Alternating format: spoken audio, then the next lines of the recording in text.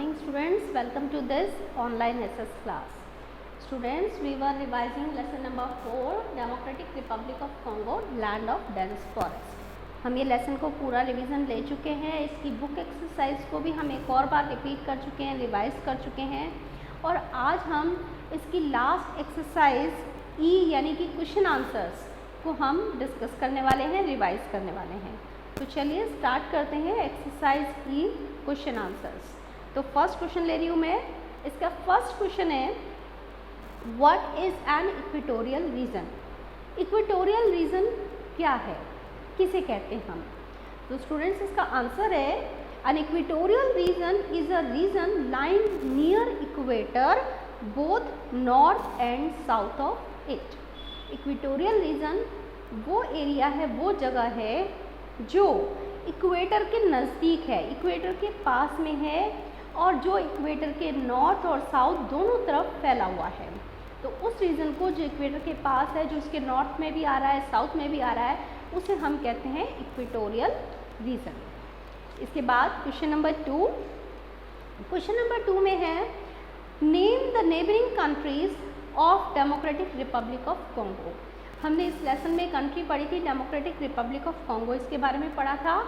इस क्वेश्चन में हमसे इसकी नेबरिंग यानी इसके पड़ोसी देश, इसके पास में जो जो कंट्रीज़ हैं उनके बारे में पूछा गया है. कौन सी कंट्रीज़ इसके पास में हैं?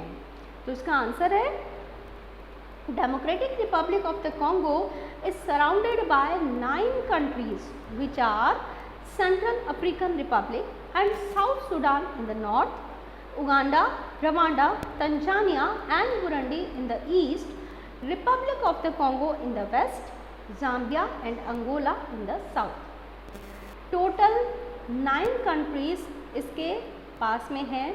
9 कंट्री से घिरी हुई है और वो 9 कंट्रीज़ कौन सी हैं? इसके चारों डायरेक्शन में फैली हुई हैं. कौन सी कंट्रीज़ हैं वो? इसके नॉर्थ में 2 कंट्री हैं, सेंट्रल अफ्रीकन रिपब्लिक और साउथ सूडान. देन इसके ईस्ट में 4 कंट्रीज़ हैं ईस्ट डायरेक्शन में और वो 4 कंट्री हैं Uganda, Rwanda, Tanzania and Burundi. इसके वेस्ट साइड में एक कंट्री है रिपब्लिक ऑफ द कॉन्गो और लास्ट इसके साउथ डायरेक्शन में 2 कंट्रीज़ हैं जिनके नाम है जाम्बिया एंड अंगोला. तो इस तरीके से ये टोटल 9 कंट्रीज से घिरी हुई है, चारों तरफ से इसके 9 कंट्रीज़ हैं. तो ये आंसर नंबर 2 था. अब हम आ जाते हैं नेक्स्ट क्वेश्चन नंबर 3 पर. क्वेश्चन नंबर 3 है what is the importance of Zaire river. Zaire river की इम्पोर्टेंस क्या है? हमने पढ़ा था Republic of Congo, Democratic Republic of Congo का एक इम्पॉर्टेंट, एक खास फीचर है यहाँ की रिवर कॉन्गो, जिसे हम ज़ायरे रिवर भी कहते हैं, जो पहले ज़ायरे रिवर के नाम से ही जानी जाती थी. तो इसकी इम्पोर्टेंस क्या है, इसका महत्व क्या है? आंसर है Zaire river is the second longest river in Africa. The river Zaire is also called the highway of Central Africa because much of its trade passes along the river, including copper, palm oil, sugar, coffee and cotton. तो सबसे पहली बात, ये जो ज़ायरे river है ये Africa की second longest river है, दूसरी सबसे बड़ी नदी है. लॉन्गेस्ट रिवर नाइल है, उसके बाद दूसरी सबसे बड़ी रिवर कॉन्गो है, ज़ायरे रिवर है. सेकंड थिंग, दूसरी बात जो इम्पोर्टेंट है इसके बारे में, इसे हम हाईवे ऑफ सेंट्रल अफ्रीका भी कहते हैं.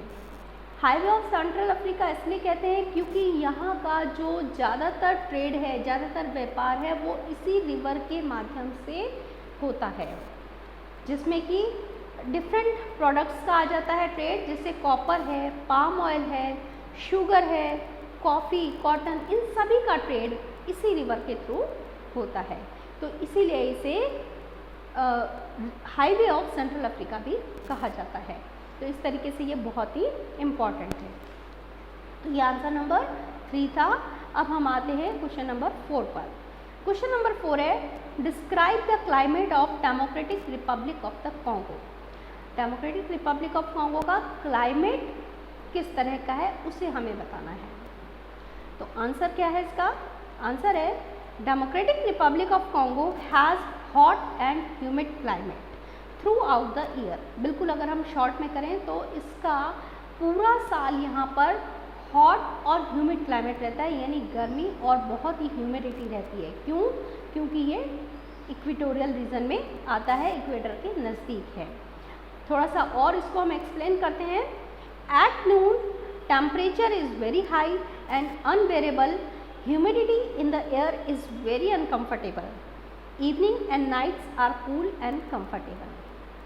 क्या होता है, जो दोपहर का समय होता है उस समय बहुत ही गर्मी होती है, बहुत ही हॉट होता है, टेम्परेचर बहुत ज़्यादा होता है, ह्यूमिडिटी बहुत ज़्यादा होता है, क्लाइमेट लगभग अनबेरेबल होता है, सहन करना मुश्किल होता है। लेकिन शाम पड़ने पर नाइट्स में ठंडक हो जाती है, कूल हो जाते हैं और कंफर्टेबल हो जाता है। तो दोपहर का समय बहुत ही अनकंफर्टेबल है, इवनिंग में, नाइट्स में कंफर्टेबल हो जाता है।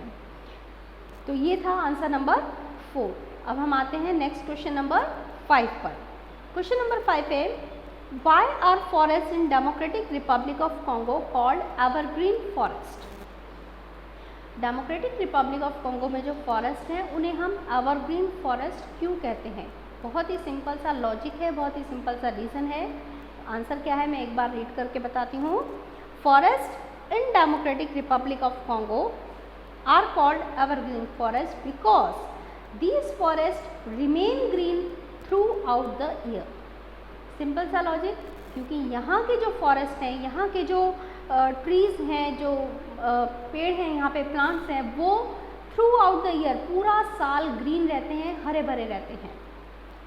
हर सीज़न में पूरा साल ये ग्रीन रहते हैं, इसी वजह से इन्हें एवरग्रीन फॉरेस्ट कहा जाता है। अब नेक्स्ट क्वेश्चन पे आ जाते हैं, question number 6। Why is Democratic Republic of Congo called the natural zoo of the world? Democratic Republic of Congo को हम नेचुरल जू भी कहते हैं, वर्ल्ड की नेचुरल जू क्यों कहते हैं? आंसर है, Democratic Republic of Congo is called the natural zoo of the world because forests have here provide habitat to a large number of animals, birds, reptiles, insect एस्ट्रेक्सा। क्योंकि यहाँ के जो फॉरेस्ट हैं, अभी हमने पढ़ा था यहाँ बहुत थिक फॉरेस्ट हैं, घने जंगल हैं। अब फॉरेस्ट हैं वो बहुत सारे एनिमल्स का, बर्ड्स का, रेप्टाइल्स का, इंसेक्ट्स का घर है, उनको हैबिटेट प्रोवाइड कर रहा है, उनको रहने की जगह दे रहा है। तो इन जंगलों में बहुत सारे एनिमल्स, डिफरेंट तरह के रेप्टाइल्स हैं, डिफरेंट तरह के बर्ड्स हैं, इंसेक्ट्स हैं, इसी वजह से इसे नेचुरल जू कहा जाता है। बहुत तरह की वैरायटी है। कौन कौन से एनिमल्स हैं, कौन कौन से बर्ड्स हैं, थोड़ा सा हम इसको और डिटेल में यहाँ बता देते हैं आंसर में आगे के पैराग्राफ में। Hippopotamus, giraffe, chimpanzee, monkey, baboons, etc. roam through these forests. Forests also have reptile like snakes and python in abundance. Rivers are full of alligator and crocodile. A special mammal called okapi is also found in these forests. बहुत सारे बड़े बड़े animals जैसे hippopotamus, giraffe, chimpanzee, monkey, ये सभी हमें इन forest में पूरा साल देखने को मिलते हैं। इसके अलावा रेप्टाइल्स यानी कई तरह के स्नेक्स, पाइथन्स, वो भी बहुत ही हैं इन जंगलों में। और इसके अलावा जो यहाँ की रिवर्स हैं, नदियाँ हैं, वहाँ बहुत सारे एलिगेटर्स हैं, क्रोकोडाइल्स हैं। और इन सब के अलावा एक स्पेशल मैमल, एक ख़ास तरह का मैमल है जिसको ओकेपी कहते हैं, वो भी इन्हीं जंगलों में पाया जाता है। तो इस तरह इतने डिफरेंट वैरायटी के एनिमल्स, रेप्टाइल्स हैं, इसी वजह से इसे हम नेचुरल जू भी कहते हैं। तो अब हम करते हैं next question number 7। Question number 7 है, describe the lifestyle of pygmies. Pygmies का लाइफ स्टाइल बताना है, पिग्मीज किस तरह से रहते हैं। आंसर है, pygmies are a primitive tribe people who live in dense forest. They are extremely short statured and live in houses made of twigs, leaves and tree branches. They live by hunting, trapping animal and gathering honey and food. ये एक primitive tribe है, बहुत ही पुरानी tribe है और ये बहुत ही dense forest में जाकर रहती है, घने जंगलों में ही मिलती है। और ये जो लोग होते हैं, इस ट्राइब के जो लोग होते हैं वो शॉर्ट स्टेचर, छोटे कद के होते हैं और वो जंगलों में ही अपने घर बनाते हैं, तो वो घर बनाने के लिए वहाँ की झाड़ियाँ और पत्तियाँ, लीव्स, ट्री ब्रांचेस, इन सबको यूज़ करके अपने हाउसेस बनाते हैं। और ये फूड गैदरर्स हैं, यानी ये हंटिंग के ऊपर डिपेंड है, शिकार करते हैं और एनिमल्स को पकड़ते हैं और हनी है और दूसरे फूड्स हैं इकट्ठा करते हैं और उसी को खाते हैं। They are not food growers, they are food gatherers. तो ये आंसर नंबर 7 था। अब हम क्वेश्चन नंबर 8 करेंगे। क्वेश्चन नंबर 8 है, what is cassava, explain. Cassava क्या है वो बताना है हमें। तो आंसर है इसका, cassava is the staple food crop. The cassava plant has long and fleshy roots or tuber under the ground. Its tubers are used to make flour. ये एक तरह की फूड क्रॉप है, स्टेपल फूड क्रॉप है, democratic Republic of Congo का खास food crop है। इसकी जो रूट्स होती हैं वो ट्यूबर्स की तरह की होती है, फ्लैशी रूट्स होती हैं जो ग्राउंड के नीचे होती हैं, और ये फ्लैशी रूट्स यानी जिसे हम ट्यूबर्स भी कहते हैं, इससे वो लोग फ्लोर बनाते हैं यानी आटा बनाते हैं और उसको खाते हैं। तो अब हम आ जाते हैं क्वेश्चन नंबर 9 पर। Why is water an important resource in Democratic Republic of Congo. पानी की क्या इम्पोर्टेंट है, वाटर कितना इम्पॉर्टेंट रिसोर्स है, क्यों है। Answer is water is an important resource here as it is used for producing hydro electricity which makes up for shortage of fuels like coal and petroleum। मतलब water को हम यहाँ पर use करते हैं हाइड्रो इलेक्ट्रिसिटी बनाने के लिए वाटर यूज़ किया जाता है, एक बहुत ही ज़रूरी चीज़ है, जिसकी वजह से यहाँ जो कोल और पेट्रोलियम की जो शॉर्टेज है उसको इस इलेक्ट्रिसिटी से कवर अप कर दिया जाता है, उसकी भरपाई ये इलेक्ट्रिसिटी से कर दी जाती है। इसी वजह से ये यहाँ पे बहुत ही इम्पोर्टेंट है। इसके बाद नेक्स्ट क्वेश्चन पे आते हैं, question number 10। What type of transport system does democratic Republic of Congo have. अब हमें बताना है यहाँ के ट्रांसपोर्ट सिस्टम के बारे में। क्वेश्चन नंबर 2 में यहाँ का जो ट्रांसपोर्ट सिस्टम है उसके बारे में पूछा गया है। तो हमारा आंसर इस तरीके से होगा, democratic Republic of Congo has an under developed transport system. Under developed transport system है, अच्छी तरह से डेवलप्ड नहीं है, पूरी तरह से डेवलप्ड सिस्टम नहीं है। So water transport is important hair, इसीलिए वाटर ट्रांसपोर्ट का काफ़ी यूज़ होता है, वो बहुत ही इम्पॉर्टेंट है यहाँ पर। Road and railways are also there but they are not well maintain. People prefer to travel by air. यहाँ पे रोड्स भी हैं, रेलवेज भी हैं, लेकिन प्रॉपर मेंटेनेंस नहीं है, अच्छी तरीके से उनका मेंटेनेंस नहीं है और इसी वजह से लोग प्रेफर करते हैं एयर ट्रैवलिंग को। तो ये आंसर था 10th क्वेश्चन का। अब हम लास्ट क्वेश्चन पढ़ने वाले हैं, question number 11। Climate and vegetation of which state of India is almost similar to those of Democratic Republic of Congo, how. इसमें हमसे पूछा है कि डेमोक्रेटिक रिपब्लिक ऑफ कॉन्गो का जो क्लाइमेट है वैसा ही क्लाइमेट हमारी कंट्री में किस स्टेट में है और कैसे है।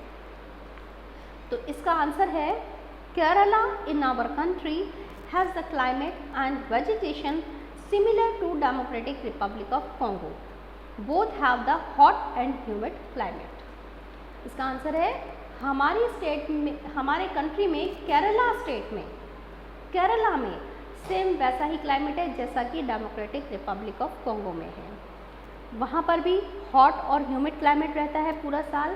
केरला में भी हॉट और ह्यूमिड यानी काफ़ी गर्म होता है और ह्यूमिडिटी बढ़ा होता है, तो इस तरह का क्लाइमेट केरला में भी पाया जाता है। तो ये थे हमारे क्वेश्चन आंसर्स। इसके साथ ये हमारा लेसन नंबर 4 कंप्लीट होता है।